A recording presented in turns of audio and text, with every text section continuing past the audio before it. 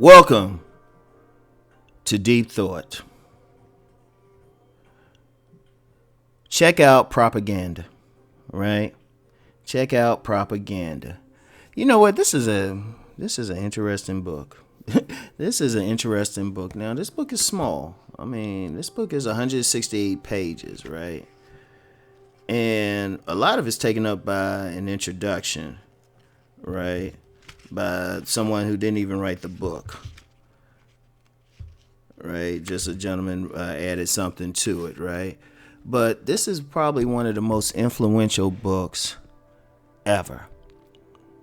You know, it was written by Edward Bernays, who's a nephew of Sigmund Freud, and it really gets into the psychology of something.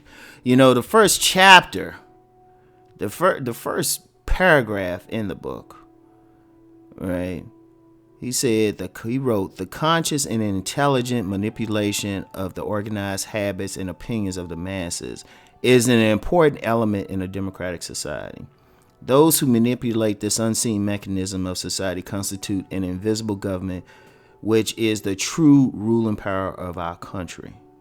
I want y'all to think about that. That's powerful. Another quote I wrote down: modern propaganda is a consistent, enduring effort to create or shape events to influence the relations of the public to an enterprise, idea, or group. Everything is propaganda. Everything is propaganda. And I mean, you think this was written in the 1920s. Now, let me find a chapter I thought was interesting. I thought was like something I underlined, right? And keep in mind, here it is. And I want y'all to think, I'm going to read this. Now, this was written in the 20s, right?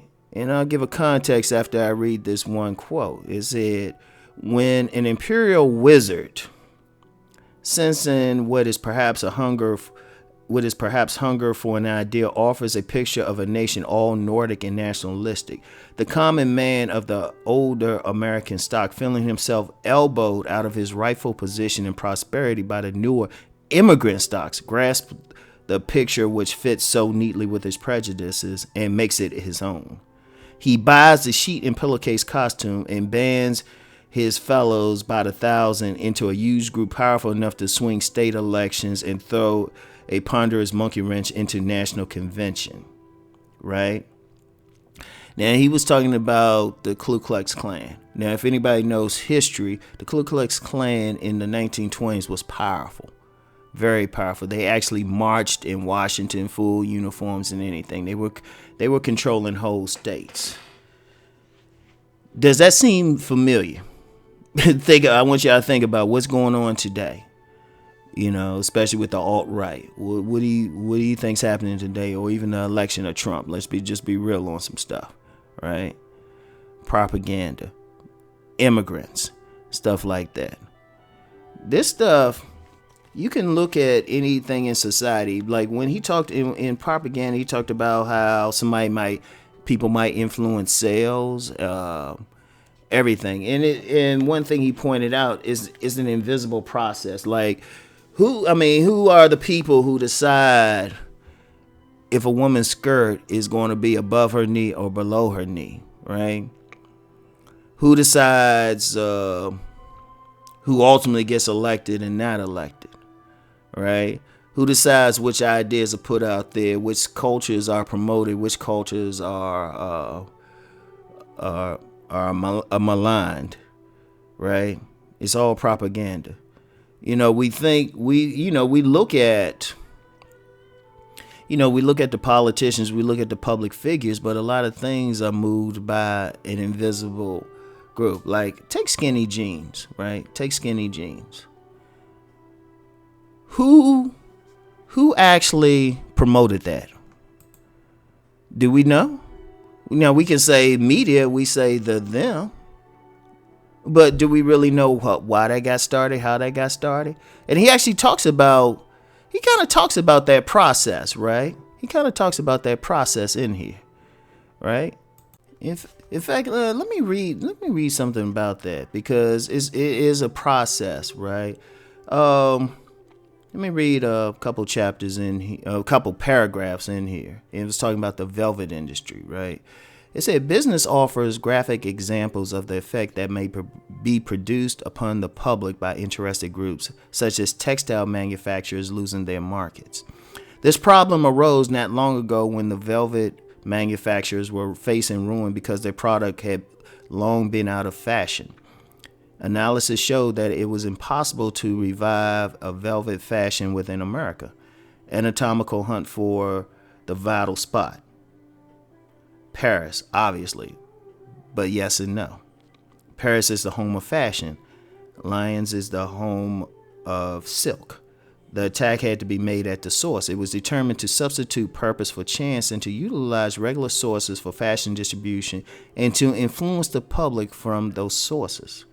A velvet fashion service openly supported by manufacturers was organized.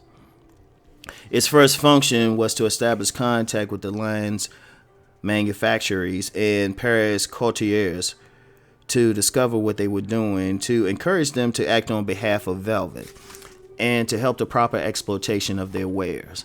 An intelligent Parisian was enlisted in the work. He visited, I think that's Levin and Worth and Agnes and Patel and others, and induced them to use velvet in their gowns and hats. It was he who arranged for the distinguished countess this and duchess that to wear the hat or the gown. As for the presentation of the idea to the public, the American buyer or the American woman of fashion was simply shown the velvet creations in the atelier of the dressmaker or the milliner. She bought the velvet because she liked it and because it was in fashion. Now, check out this next part. The editors of American magazines and fashion reporters of the American newspapers, likewise subjected to the actual, although created circumstance, reflected it in their news, which in turn subjected the buyer and the consumer here to the same influences. The result was that it was at first a trickle of velvet. The result was that what was at first a trickle of velvet became a flood. A demand was slowly but deliberately created in Paris and America. A big department store aiming to be a style leader advertised velvet gowns and hats to the authority of the French courtiers and quoted original cables received from them. The echo of the new style was heard from hundreds of department stores throughout the country, which wanted to be style leaders too. Bulletins followed dispatches. The mail followed the cables, and the American woman traveler appeared before the ship news photographers in velvet gown and hat. The creative circumstances had their effect. Fickle fashion had veered towards velvet, was one newspaper comment, and the industry in the United States again kept thousands busy. Now think about what I just read. You know, it was all propaganda. It was all propaganda, and then, you know, people picked up on it. That's how powerful it is. That's why you get this book. Get this book. If you want to understand why things happen, you want to understand why people wearing stuff, why people feel a certain way, propaganda. You know, that's why you have politicians that get elected. Propaganda. It's why people can cause large movements. Propaganda. You know, propaganda. You know, basically you have people steering people they don't even know. Like, a lot of people don't know, like, people don't know why they really getting tattoos. People don't know why they find certain people attractive or called attractive or something. You know, it's always some invisible hand moving everything. Now, people might say Illuminati or something. No, it could be just some business interest somewhere. You know, if you got like in the example I use, if you have an industry that's falling out, what they do? They get some people to do it. In fact, this book actually led to the modern public relations industry. You know, it's all about how, like, what can we do? Marketing. You know, how do we get an idea out? How do we make it popular? How do we make it palatable? Right? Because even I'm gonna tell you one thing of propaganda. It can happen. It can be very subtle. I'm gonna use the example of Barack Obama, right?